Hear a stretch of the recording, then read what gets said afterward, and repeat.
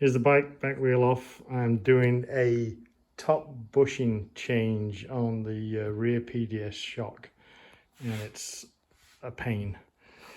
So, shock's out, the bushing is out. That's the bushing at the top, but the bushing is held in by these little retainers, and they are difficult to get out. Once you get that out, you can just knock it out with, I mean, you're supposed to press it, but if you don't have a press, if you just get a socket that is the same size, and then you can just tap it through with a socket. So the way this fits, there is, from the back side, there is one of these clips. It's on the back side, and the bushing drops in there, and then it just needs to be dropped further inside. And then there's these little rubbers, and they go on the very outside, which is these ones.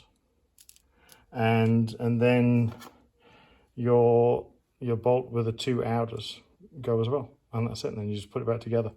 So if you're going to do this, this is on a KTM 2016 500 EXC. That's the kit. I've taken one of the clips out, and then the part number is that. So this is the bearing off the top bearing bushing that was on the top of the shock.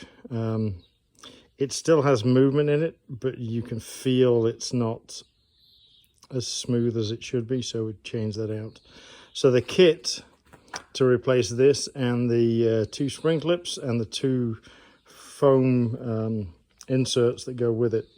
So I'm in Austria, and it was 40, I think it was 40 euros. But it's one thing that you might not think to check because it's difficult to get at, and it has very little movement side to side. But if you think about it, I'm going to use my little finger, the bolt goes through there, so that needs to be able to rotate very slightly. But because it doesn't rotate a full 180 degrees, it's putting the same pressure on the same area of the roller bearings inside. So I say this has 50,000 kilometers, 800 hours, and I couldn't even tell you how many water crossings I've done. Hundreds, because I spent time in Iceland. So if you're pulling your shock out, just check this one, and it might be worthwhile replacing that. So getting the shock out is easy. The hardest thing to get out is that thing.